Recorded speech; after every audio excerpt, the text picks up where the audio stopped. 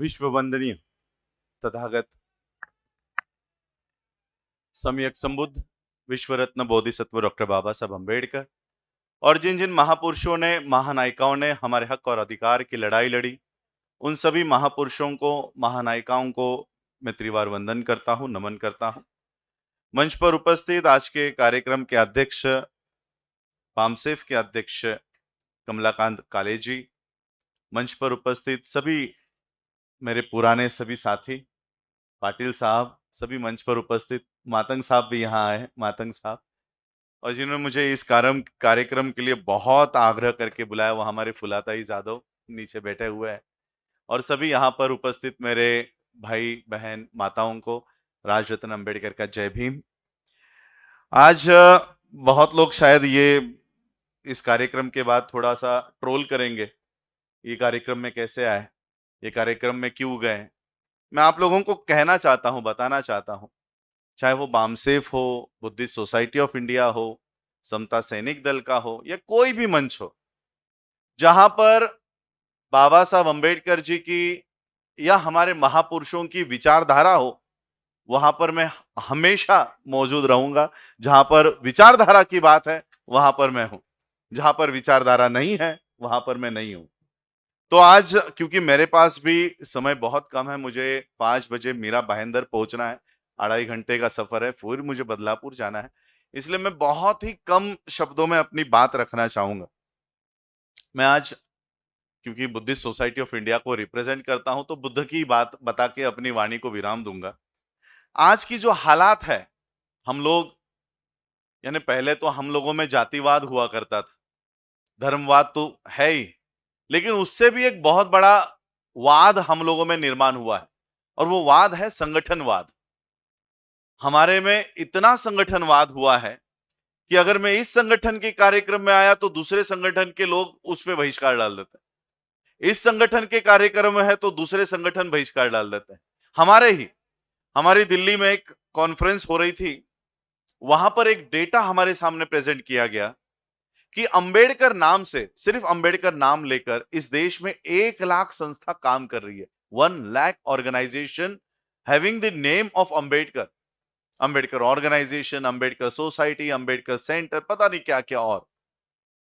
और फिर हमारे बाकी के महापुरुषों के नाम से अलग, बुद्ध के नाम से अलग, गुरु रविदास जी के नाम से अलग, गुरु नानक के नाम से अलग, महात्मा फुले के नाम से अलग, शाहू महाराज के नाम से अलग। ऐसे अगर देखा जाए तो 10 लाख से भी ज्यादा संगठनाएं आज हम लोगों में काम कर रही है। 85% लोगों की 10 लाख से भी ज्यादा संगठनाएं आज भारत में काम कर रही है, और 3.5% लोगों की सिर्फ एक ऑर्गेनाइजेशन है। मैं कॉमर्स ग्रेजुएट हूं, पीजी हूं, पीएचडी हूं, नंबर्स मुझे ज्यादा अच्छे समझ में आते हैं। तो नंबर्स अगर देखा जाए तो 10 लाख बड़ा होता है, एक छोटा होता है। तो 10 लाख अगर बड़ा है तो 10 लाख लोगों का कब्जा होना चाहिए देश पे। अगर संगठनाएं हमारी 10 लाख संख्या में है तो 10 लाख संगठनाओं का वर्चस्व भारत पर होना चाहिए, ना कि एक संगठन का। लेकिन भारत में कॉमर्स हो, मैथमेटिक्स हो, उल्टा हो जाता है। यहां पर एक बड़ा है और 10 लाख का कोई मोल नहीं है। 10 लाख ऑर्गेनाइजेशंस, 10 लाख संगठनाओं का कोई मोल यहां पर नहीं है, और एक ऑर्गेनाइजेशन का मोल है। ये मैथमेटिक्स यहां आकर उल्टा कैसे हो जाता है, मैं आपको एक उदाहरण देना चाहता हूं। मेरी जो बात मुझे समझानी है बुद्ध के उस प्रसंग के माध्यम से, वो बात समझाने के लिए ये बात करनी पड़ रही है। देखिए, आज इस देश में एक ऑर्गेनाइजेशन है जिसका नाम है राष्ट्रीय स्वयंसेवक संघ। उसकी 104 ऑफिशियल विंग्स है। महिलाओं के लिए दुर्गा वाहिनी, युवाओं के लिए बजरंग दल, विद्यार्थियों के लिए एबीवीपी, राजनीति के लिए बीजेपी। ऐसी केवल 104 उसकी विंग्स है, ऑर्गेनाइजेशन एक ही है, आरएसएस। तो ये एक आरएसएस, एक ऑर्गेनाइजेशन का पूरे देश भर में कब्जा कैसे हो चुका है? सुप्रीम कोर्ट उनके हाथ में, पार्लियामेंट उनके हाथ में, राज्यसभा उनके हाथ में, मीडिया उनके हाथ में, प्रशासन उनके हाथ में, इलेक्शन कमीशन ऑफ इंडिया उनके हाथ में, ईडी उनके हाथ में।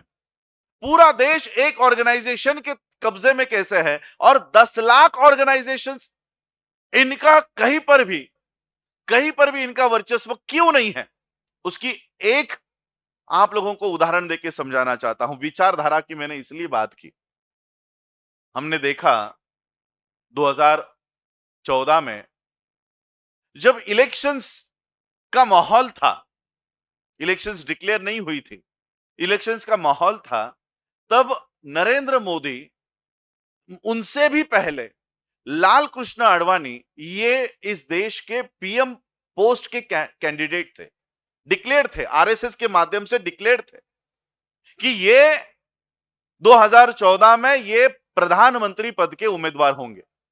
लेकिन एक रात में आरएसएस को यह महसूस हुआ शायद लाल कृष्ण आडवाणी के नेतृत्व में हमें इतनी सीटें नहीं मिलेंगी, इतने सीटें नहीं मिलेंगी, इसलिए उन्होंने एक ही रात में पीएम कैंडिडेट बदल दिया और उन्होंने गुजरात से इंपोर्ट करके नरेंद्र मोदी को देश का पीएम कैंडिडेट घोषित कर दिया। बताओ मुझे, 2014 से लेकर आज तक 2022 खत्म होने आया है, क्या इतने सालों में कभी लाल कृष्ण आडवाणी प्रेस कॉन्फ्रेंस लेकर आरएसएस का विरोध किया है? कभी बीजेपी का विरोध किया है? क्या वहां से बाहर आकर ब्रैकेट में कोई बीजेपी एलके आडवाणी बनाई? क्या कोई आरएसएस एलके आडवाणी बनाई? नहीं। वो उनकी विचारधारा को फैलाने के लिए प्रधानमंत्री पद का भी त्याग करने को तैयार हो जाते हैं। उनके लिए प्रधानमंत्री की कुर्सी बड़ी नहीं है, उनके लिए उनकी विचारधारा सबसे बड़ी है। और हम लोग एक ऑर्गेनाइजेशन के लोगों का बर्ताव इस तरह से है और 10 लाख ऑर्गेनाइजेशन में बटे हुए हम 85% के लोग, हमारा बर्ताव कैसे है? हमें अगर तहसील का भी पद नहीं दिया गया, तहसील का भी, तालुका प्रेसिडेंट कहते हो ना आप लोग, तहसील का भी पद नहीं दिया गया, मुझे कुर्सी पर भी बिठाया नहीं गया, मुझे अगर नीचे बिठाया तो मैं अपनी नई ऑर्गेनाइजेशन बना लेता। और मैं क्या करता हूं, जिस ऑर्गेनाइजेशन से मैं बाहर आया हूं, सिर्फ उसको गाली देने का काम करता हूं। विचारधारा हमें पता ही नहीं है, हमें विचारधारा का कोई लेना देना नहीं। बुद्ध का क्या विचारधारा है, बाबा साहब की क्या विचारधारा है, महात्मा फुले की क्या विचारधारा है, शिवाजी महाराज की क्या विचारधारा है, हमें उसका कोई लेना देना नहीं है। हम बस आपस में ही लगे हुए हैं। वो उनकी विचारधारा को फैलाने के लिए प्रधानमंत्री पद का भी त्याग करने को तैयार है। हम हमारी विचारधारा को फैलाने के लिए हम एक छोटा सा पद भी छोड़ने को तैयार नहीं हो रहे। और इसलिए एक बुद्ध की बात समझा के मैं अपनी वाणी को विराम दूंगा। अगर इसी तरह से हम ऑर्गेनाइजेशंस में बटे रहे, संगठनवाद में बटे रहे, तो एक दिन हमारे ऊपर क्या नौबत आएगी, ये एक बुद्ध की बात से बताना चाहता हूं।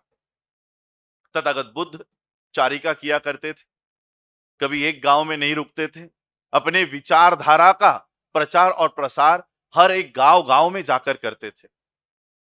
और वो अपने संघ के साथ, बुद्ध संघ के साथ, वो अपने संघ के साथ अलग अलग गांव में, अलग अलग प्रांत में वहां जाया करते थे। एक दिन ऐसे ही चारिका करते करते वो ऐसे नगर में आकर पहुंचे, ऐसे गांव में आकर पहुंचे, वो पता नहीं कितने सालों से उजड़ चुका था।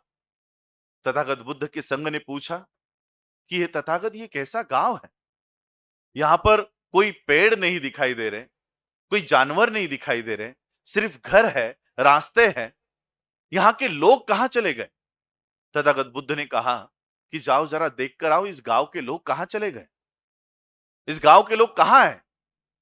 और सभी बौद्ध भिक्खु एक एक घर में वो छानबीन करने के लिए गए कि गांव के लोग कहां चले गए। तथागत बुद्ध भी एक घर में गए और घर में जाते ही उन्होंने क्या देखा कि सभी जो लोग हैं वो अपने अपने घरों में मरे पड़े हैं, मर गए हैं। और विशेष उन्होंने एक और जानकारी उनको प्राप्त हुई कि सभी जो लाशें हैं, घर के अंदर जो लाशें हैं, वो एक गड्ढे में पड़ी हुई है। उन्हें उस रहस्य का पता नहीं चल रहा था कि ये मरे तो है, लेकिन ये गड्ढे में कैसे है, ये गड्ढे के अंदर क्या है? और सभी लोगों के घरों में ये गड्ढे हैं। बुद्ध ने भी ये बात देखी और फिर सभी संघ बुद्ध के पास आए, बुद्ध से पूछा कि तथागत, ये क्या अजीब गांव है, ये क्या दृश्य है, ये कि सभी लोग मरे पड़े हैं, अपने अपने घरों में मरे हुए हैं, और विशेष कि अपने अपने घरों में एक गड्ढे में पड़े हुए हैं। इसका हमें रहस्य बताओ। तथागत बुद्ध ने सारा एनालिसिस किया, और इस गांव के ऊपर क्या हुआ होगा वो तथागत बुद्ध ने उन बौद्ध भिक्षुओं को बताया, तथागत बुद्ध ने कहा, ये जो गांव है, इस गांव पर पिछले 10-15 सालों से बारिश नहीं हुई। बारिश न होने की वजह से धीरे धीरे यहाँ के पेड़ पौधे सूख गए, मर गए। सारे जो जानवर थे वो पानी की तलाश में अलग अलग गांवों में, अलग अलग दिशाओं में चले गए।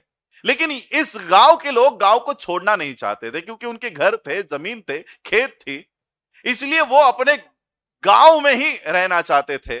और जिंदा अगर रहना है तो पानी चाहिए, और इसलिए वो अपने अपने घरों में कुआं खोद रहे थे। वो अपने अपने घरों में कुआं खोद रहे थे, और कुआं खोदते खोदते वो उसी में मर गए, और आज उसी कुएं में इनकी लाशें और इनके पिंजर पड़े हुए हैं। बुद्ध के संग ने पूछा कि तथागत, क्या ये सारे जीवित नहीं रह सकते थे? तथागत ने कहा, रह सकते थे। ये सारे लोग जीवित रह सकते थे, ये सारा गांव फल फूल सकता था, अगर इस गांव के लोग इकट्ठा होके सिर्फ एक कुआं अगर खोदते तो ये सारे के सारे लोग जिंदा रह सकते थे, अगर एक होकर एक कुआं खोदते।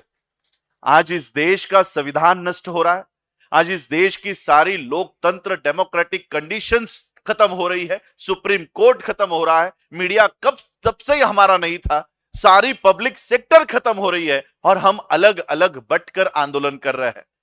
आज इस देश का अगर संविधान बचाना है, इस देश का लोकतंत्र बचाना है, तो अलग अलग कुआं खोदकर हम लोग जीवित नहीं बच पाएंगे। अगर हमें जीवित बचना है तो हमें एक होकर यह लड़ाई लड़नी होगी, इन मनुवादियों के सामने एक होकर हमको लड़ना होगा। और इसलिए मैं आज आपके मंच पे हूं, यह बताने के लिए कि मैं आपके लड़ाई के साथ, हमारे लड़ाई के साथ हम एक है, एक होकर हम लड़ेंगे। बस यही बात मैं आज आप लोगों को यहां कहने आया था।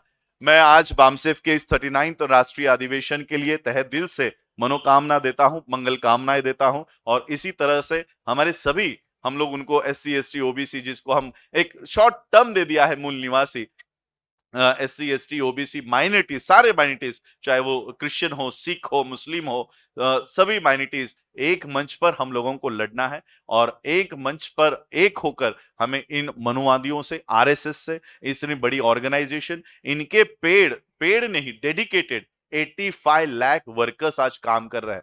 85 लाख वर्कर्स, इस तरह से हम लोगों को इतनी बड़ी तादाद में, इतने बड़े संगठनों से हम लोगों को लड़ना है, तो उस हिसाब से हमको ऑर्गेनाइज होकर काम करने की जरूरत है। आज आप लोगों ने मुझे बुलाया, मैं बहुत बहुत आभार व्यक्त करता हूं, खास करके हमारी फुलाताई जी का आभार व्यक्त करता हूं। पता नहीं वो पिछले कितने दिनों से मुझे फोन कर रही है, और मैं फोन भी नहीं उठा पा रहा था, इतना मैं कंटिन्यूसली बिजी था। दोपहर में 12 बजे आया हूं, बिना खाना खाए, पानी भी नहीं पिया, मैं वैसे ही नहा के तुरंत यहाँ पर आया हूँ। फिर मुझे मीरा भाई अंदर निकलना है, तो मैं आपसे मैं बहुत खुश होता कि अगर मुझे पूरा दिन का सेशन सुनने मिलता, क्योंकि यही वो मंच है जहां से मैं तैयार हुआ हूं। मैं हमेशा इसको अपना घर समझता हूं, बामसेफ को अपना घर समझता हूं। जब भी मेरी जरूरत पड़े मैं हमेशा आप लोगों के साथ हूं। आप लोगों ने मुझे सुना, उसके लिए बहुत बहुत आभार, धन्यवाद। जय भीम, जय भारत, नमो बुद्धाय।